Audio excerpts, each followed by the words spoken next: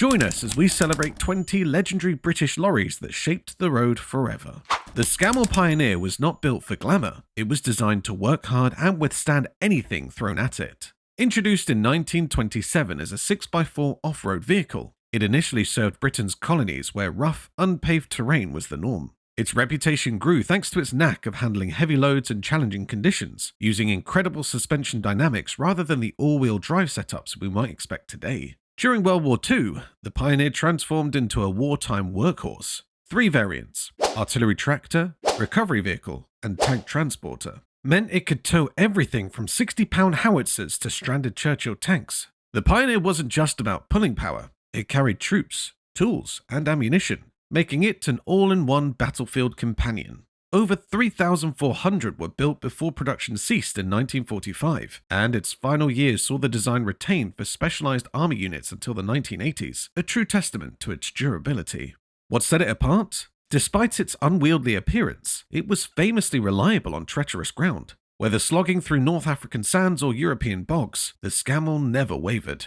Loyalists today would even call it iconic, a towering presence in the history of engineering. The Scammell Pioneer wasn't just about brute strength, it showed how innovation could conquer impossible terrains. But what happens when you push haulage power to the next level? You get the AEC Mammoth Major 8 Mark V. The name alone commands attention. This 8-wheeler, built initially in the 1930s, was designed for serious haulage. By the time the Mark V model rolled out in the 1960s, it had evolved into one of the most capable lorries in Britain. It featured a powerful AV690 engine, which gave it the muscle to carry massive payloads. This made it a staple for industries like freight and construction, where reliability under tough conditions was non-negotiable. Among its many roles, it became essential for transporting bulk loads, particularly in the form of tippers and tankers.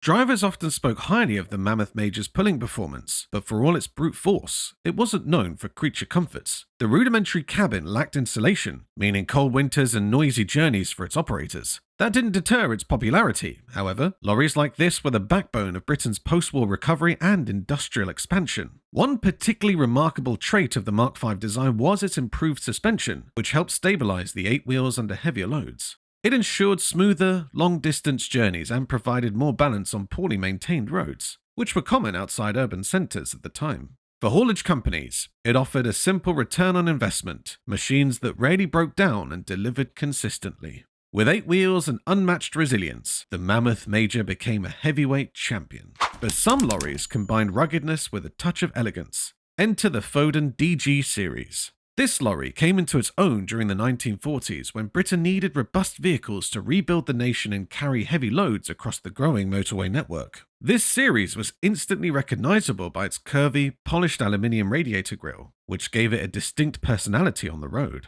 But the DG Series wasn't all about style, it was also a workhorse with substance. Powered by bulletproof Gardner diesel engines, these lorries became legends among drivers for their knack for completing long hauls without a hiccup. The lightweight aluminium cab was impressive for its time, not just for aesthetics, but for reducing overall weight and improving fuel efficiency. Innovative thinking in the post-war years. They were often employed in industries like mining and steel, hauling heavy materials day after day. One seldom told story about the Foden DG is its connection to the lorry preservation movement in Britain. Many DGs have survived into modern times, lovingly restored by enthusiasts who saw them at the peak of practical design combined with enduring style. For anyone keeping an eye out at vintage lorry rallies, the Foden DG is bound to make an appearance, often gleaming like it's 1950 all over again. The aluminium accents of the DG weren't just about style, they paved the way for efficiency in post-war Britain. Speaking of efficiency, the Albion CX Series was a true workhorse, built for endurance under the harshest conditions. The Albion CX Series, sometimes affectionately dubbed the Highland Hauler, was a heavy-duty lorry with a big heart. First deployed during World War II, the CX-22S model became integral to towing artillery and military supplies across treacherous terrain. Built in Scotland, these reliable beasts were staples in wartime logistics. For post-war Britain, the CX series transitioned seamlessly into civilian industries. The forestry and construction sectors in particular relied heavily on these six-wheelers. They were designed for endurance, with rugged builds that could withstand harsh climates and awful roads. Even on remote highland tracks or congested city docks, drivers trusted their CX series to get the job done.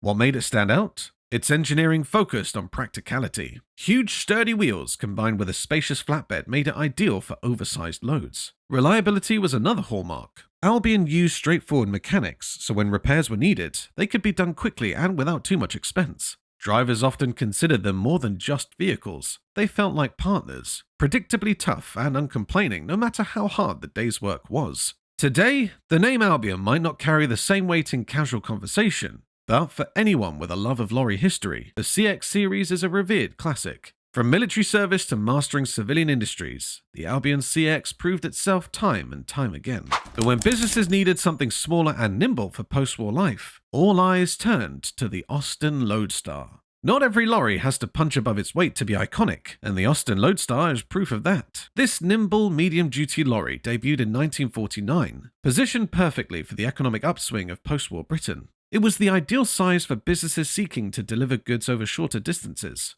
From florists and bakeries to factories and local courier services, the Loadstar quickly became a common sight on Britain's streets. Designed with practicality in mind, it offered a compact engine that was just powerful enough for its modest payloads while also remaining economical to run, a huge factor for small businesses in the 50s. Its cab design was simple but efficient, with improved visibility and easy access, making it a favorite among city-based drivers who had to make frequent stops. But the charm of the Austin Loadstar went beyond its performance. With its rounded, friendly look, it became something of a symbol for the optimism of the rebuilding era. Whether used to bring milk to villages or haul furniture across towns, the Loadstar was appreciated for being accessible and reliable, an all-around helpful companion in post-war life. They say good things come in small packages, and the Loadstar made its mark, proving you don't have to be the biggest or the fastest lorry to earn a place in history. Yet for hauliers tackling massive loads, the Leyland Octopus introduced a whole new level of capability.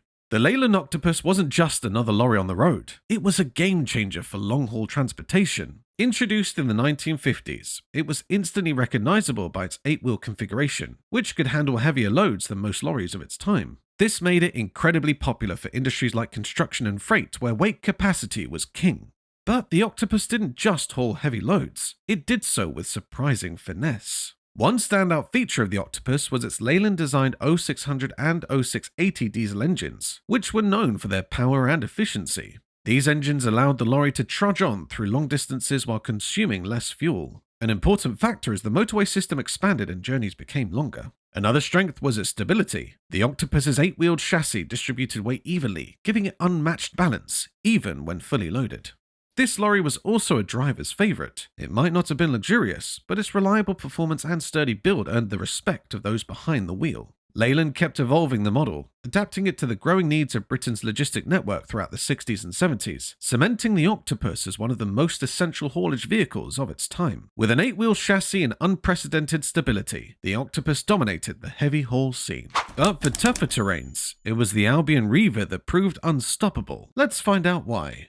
The Albion Reiver was designed to tackle the toughest conditions the UK could throw at it, and in many ways, it became a vital tool for industries operating in harsh environments. Produced between 1958 and 1972, this six-wheeler was particularly beloved by the timber industry, where roads were often steep, muddy, and full of obstacles. With its robust powertrain and unique lad cab design, shared with Leyland and Dodge, this lorry wasn't just functional, it was iconic. The Reiver's rugged suspension and powerful Leyland diesel engines meant it could climb forestry tracks and handle punishing jobs while most other lorries bottomed out. It wasn't flashy or fast, but it was superbly reliable. Drivers working long shifts in treacherous conditions often referred to it as a workhorse built for the rough. Albion, a Scottish manufacturer, took great pride in engineering the Reiver with durability in mind. Every component seemed crafted to withstand hard use, whether it was the extensive steel chassis or the efficient single-reduction rear axles. Even in retirement, Reivers are still spotted at vintage shows, a reminder of how brilliantly functional design can leave a lasting legacy. Nicknamed the workhorse for the rough,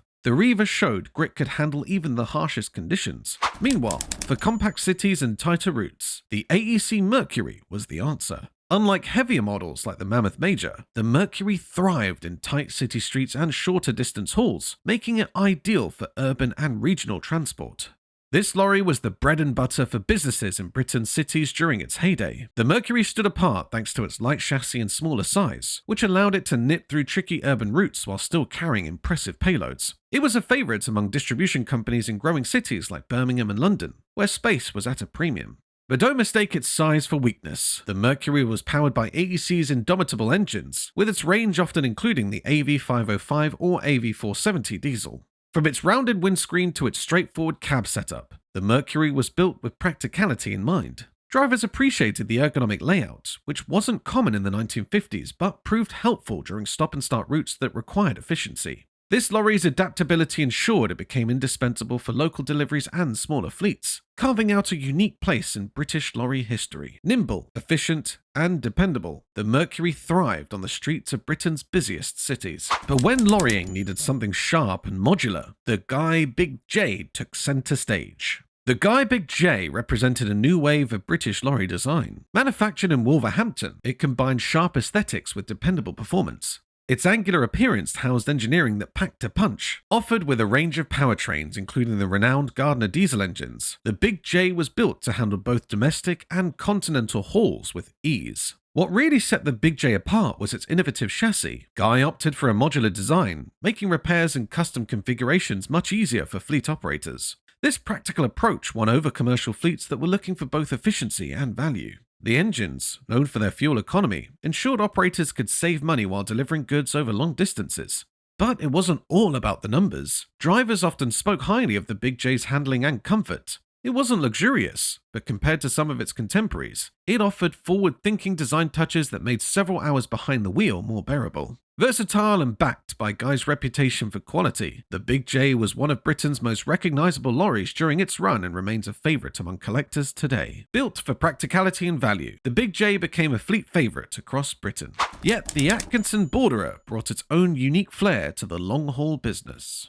Few lorries of the late 1960s and early 70s captured the cultural zeitgeist of lorrying like the Atkinson Borderer. Nicknamed the Borderer Barricade, this cab-over-engine lorry quickly became a symbol of British long-haul transportation. Its simplicity and design masked its unwavering strength, powered by either Gardner or Cummins engines. These mechanical stalwarts turned into an unstoppable force on Britain's motorways. The Borderer was particularly popular among haulage firms transporting goods between Scotland and England, routes notorious for their demanding terrains. Its lightweight steel-framed cab helped give this lorry an edge in fuel efficiency while still delivering top-notch performance, even on mountainous roads. Logging and timber companies in the Highlands especially praised it for its ability to maneuver loaded trailers with grace. One of the Atkinson's greatest strengths was the accessibility of its cab design. Mechanics appreciated how easy it was to perform repairs, keep downtime to a minimum, and get drivers back on the road.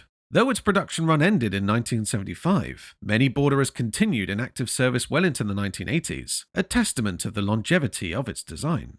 Today, it remains a beloved relic of Britain's lorrying golden age. Balancing simplicity with strength, the Borderer became a go-to for challenging routes. But in heavy-duty sectors, the ERF LV Series carried the load like no other.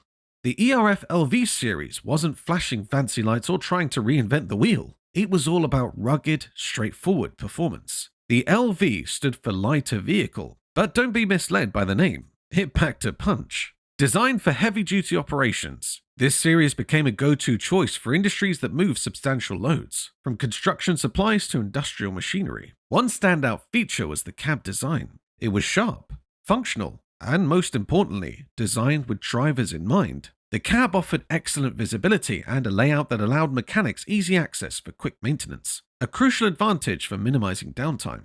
The LV was frequently paired with reliable Gardner engines, known for their bulletproof durability and consistent fuel efficiency, which made it particularly appealing for long-haul and cost-conscious operators. Another reason the LV series captured the hearts was its perfect balance between cost and reliability. For many smaller transport companies, it offered a viable option for expanding their fleet without breaking the bank. Once on the road, the ERF LV comfortably handled the growing demands of the UK's developing motorway network. By the 1970s, it had cemented its reputation as a workhorse that would soldier on through grueling tasks while keeping operating costs manageable.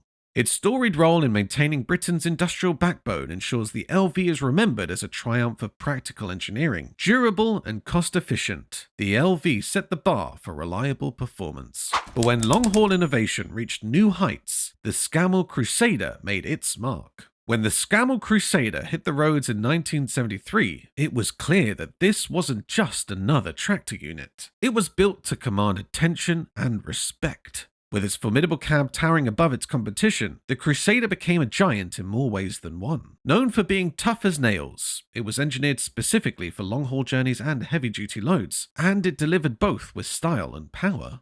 At its heart was a choice of high-performance engines, often Cummins or Rolls-Royce, ensuring it had the muscle to pull massive weight with ease. The design also incorporated twin-steer axles, giving it excellent stability, a key factor when navigating narrow or uneven European roads. The Crusader's aerodynamics may seem basic by today's standards, but at the time, they represented a leap forward in reducing drag and improving fuel efficiency on long journeys. Inside the cab, while not luxurious by modern standards, the Crusader offered wide, comfortable seating and improved noise insulation, features that long-distance drivers appreciated during days spent on cross-country or international routes. This lorry became a favourite not just in the UK but across Europe, proving its versatility in vastly different terrains and climates. Whether hauling industrial machinery, massive tankers, or refrigerated goods, the Crusader was a dependable ally that reinforced Scammell's iconic status in British motoring history. Towering over its competitors, the Crusader was a beast for heavy-duty haulage. Meanwhile, evolving technology gave rise to the Leyland Roadtrain. By the time the 1980s rolled around, Leyland faced increasing pressure to innovate, and the Roadtrain was their bold response. This was no ordinary lorry. It was engineered to be a high-performance, fuel-efficient juggernaut that could take on the best in the industry, both in the UK and overseas. With its eye-catching exterior styling and robust Perkins engines under the bonnet, the Roadtrain redefined Leyland's place in the lorrying world. One of its greatest strengths lay in its versatility. The Roadtrain was designed for intercity and motorway hauls, making it perfect for fleet operators who needed reliable, multi-purpose vehicles. Equally impressive was its modular cab design. Leyland strategically optimized the interior layout to improve driver comfort, including better seating ergonomics and more efficient soundproofing. Long hours behind the wheel became less taxing, which in turn appealed to hauliers looking to retain experienced drivers. The Roadtrain also introduced several technological advancements for the time, such as improved braking systems and suspension setups that enhanced its overall handling and stability. This made navigating long, winding routes or busy urban deliveries less of a challenge. The vehicle's bold, square profile became a defining feature on UK motorways, symbolizing a modern approach to heavy haulage. The Roadtrain wasn't just a workhorse. Its style and substance marked a confident step forward for Leyland at a pivotal moment in its history. Bold design and forward thinking made the Roadtrain a motorway favourite, but versatility and refinement continued to evolve with the Seddon Atkinson 400 series. Seddon Atkinson proved that functionality and flair could coexist with the introduction of the 400 series in the 1980s. A lorry born of practical engineering, the 400 quickly garnered praise for its modular design, which allowed operators to configure the lorry to their specific needs, from construction vehicles to regional distribution. One of the hallmarks of the 400 was its attention to driver comfort. The cab was thoughtfully designed with extended space, ergonomic seating, and improved insulation, a detail that didn't go unnoticed by long-haul drivers. It wasn't just a lorry, it was genuinely a place where drivers could feel at home on long journeys. The lorries were often equipped with powerful Gardner or Cummins engines, giving them the grunt needed to handle heavy loads with ease and remarkable fuel economy. Enter the Strato series in the 1990s, a name synonymous with refinement. Building on the 400's foundation, the Strato featured updated engine options that adhered to stricter emissions regulations, appealing to companies looking to future-proof their fleets. Its sleek, understated design gave it a modern edge while still maintaining Seddon Atkinson's trademark durability. Improvements in aerodynamics, combined with modular versatility, proved the brand had its finger on the pulse of what transport operators wanted. Strato cemented Seddon Atkinson's role as a mainstay in UK lorrying and a symbol of British innovation that carried through until global competition swept the industry in the 2000s. From modular builds to aerodynamic upgrades, the 400 and the Strato kept Foden Atkinson ahead of the curve. Yet, for operators managing tight budgets, the ERF E Series stood out as a game changer.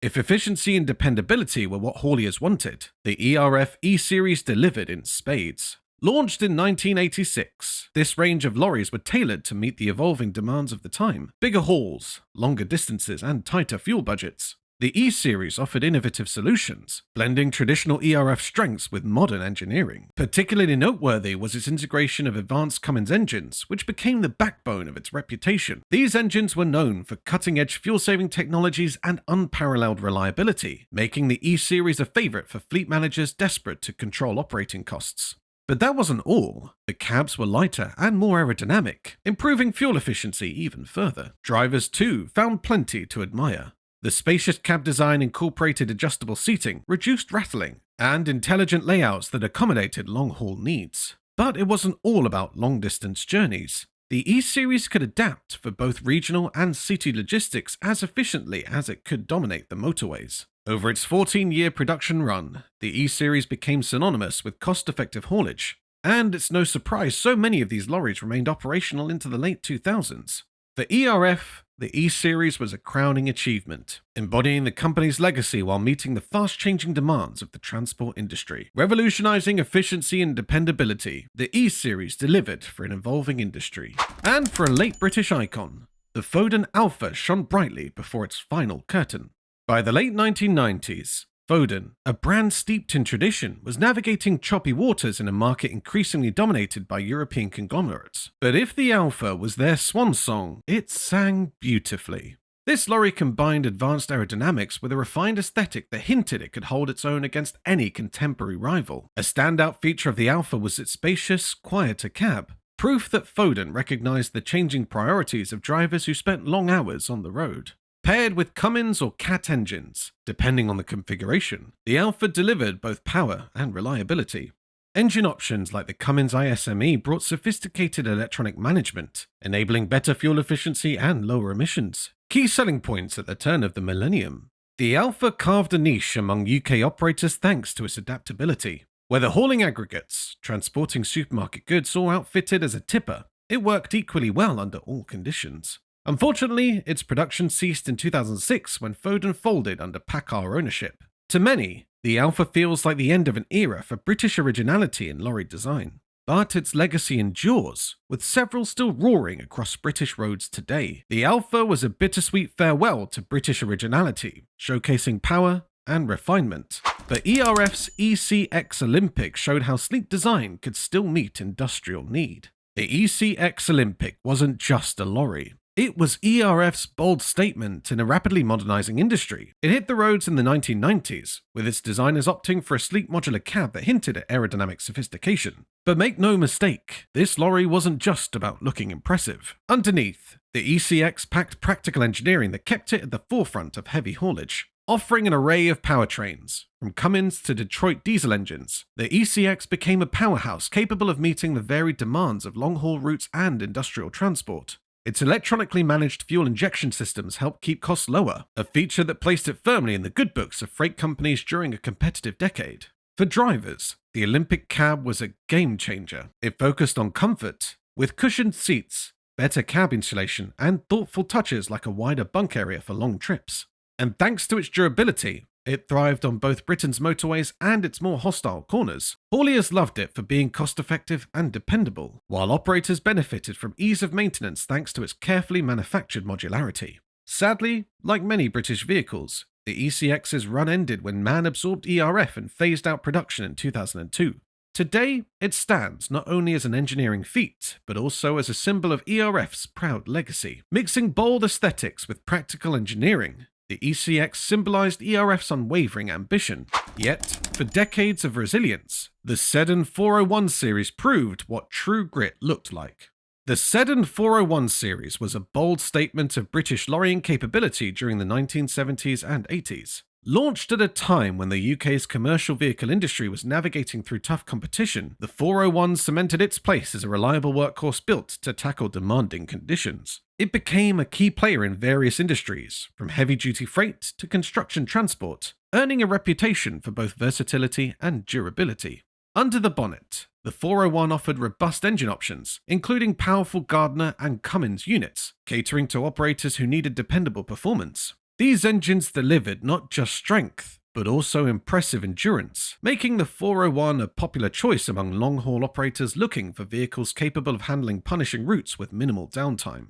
The design didn't shy away from combining function with form. The 401 featured a squared, practical cab that maximized interior space. Driver comfort was a priority, with features like an adjustable driving position and a setup that minimized fatigue, making it a reliable companion for lengthy shifts. The chassis was another highlight, offering flexibility that allowed the lorry to be customized for everything from tanker duties to flatbed setups. Despite facing challenges as the industry moved towards consolidation and global competition, the Seddon 401 series remained a steadfast option for operators well into the 1980s. Its longevity is a testament to British engineering at its best: practical, enduring, and undeniably tough. For those who worked with it, the 401 wasn't just a lorry. It was an icon of an era where grit and reliability truly mattered. But as industrial needs evolved, the Leyland DAF 95 bridged tradition with innovation. The Leyland DAF 95 felt like a victory lap for a brand reinventing itself after Leyland merged with Dutch manufacturer DAF. This union in 1987 gave British lorrying a jolt of fresh life, and the DAF 95 became an instant success. Widely praised for combining reliability with modern innovation at a time when operators demanded more from their fleets. Behind the wheel, drivers found themselves in an impressively advanced cab for its era. The 95 was the first Leyland DAF model to debut with air suspension seats and a roomy sleeper cab, perfectly suited for long-haul jobs. It wasn't just comfortable. It was a workhorse powered by DAF's efficient 11.6-litre ATI engine. This engine was tuned for fuel efficiency and low maintenance, two features that appealed immensely to an industry grappling with rising costs. The reliability of the DAF 95 led to its adoption by fleets across Britain and Europe. Its high payload capacity, ensured by robust chassis engineering, allowed it to cater to a range of industries. The 95 set the benchmark for the mid to late 90s lorries, and its reputation for resilience and versatility carried well into the decade, paving the way for the evolution of the next generation of DAF lorries. Fuel efficient and operator friendly, the DAF 95 became a savior for fleets across Europe, and when modern luxury joined forces with relentless power, the Leyland DAF XF emerged as a king of the motorways. Introduced in 1997, the Leyland DAF XF feels almost like a culmination of everything the British and Dutch collaborations have been building towards. A striking, modern machine in both form and function, the XF didn't just revolutionize lorrying, it became a staple of Europe's motorways, earning accolades for blending luxury and power. The XF was first launched with a refined 12.6-litre PACCAR engine under the bonnet, renowned for its efficiency and high performance. Over the years, advancements have delivered cleaner, more eco-friendly versions alongside increasing output, ensuring the XF kept up with evolving emission standards. But raw power alone wasn't its secret. This lorry took driver comfort to unprecedented levels, introducing a cab designed to feel more like an apartment on wheels. Cushioned seating, extra storage components, and an intelligently arranged dashboard made life on the road far more enjoyable. Its aerodynamic build wasn't just for aesthetics either. It contributed to superior fuel figures, making it a favorite for long-distance hauliers who tracked every penny on the fuel gauge. With a consistent stream of upgrades and refinement, the XF remained competitive well into the 2020s. Still manufactured in the UK, it represents the lasting legacy of Leyland's engineering prowess blended with Dutch innovation. If any lorry encapsulates what modern lorrying aspires to be, it's the Leyland DAF XF, a true giant of the roads. The XF represents the pinnacle of modern lorrying, a culmination of decades of engineering excellence. It's proof that British innovation still drives the roads forward, even today. Which of these iconic lorries is your favourite? Tell us in the comments below. And don't forget to like, subscribe, and hit the bell for more deep dives into the world of legendary vehicles. See you next time.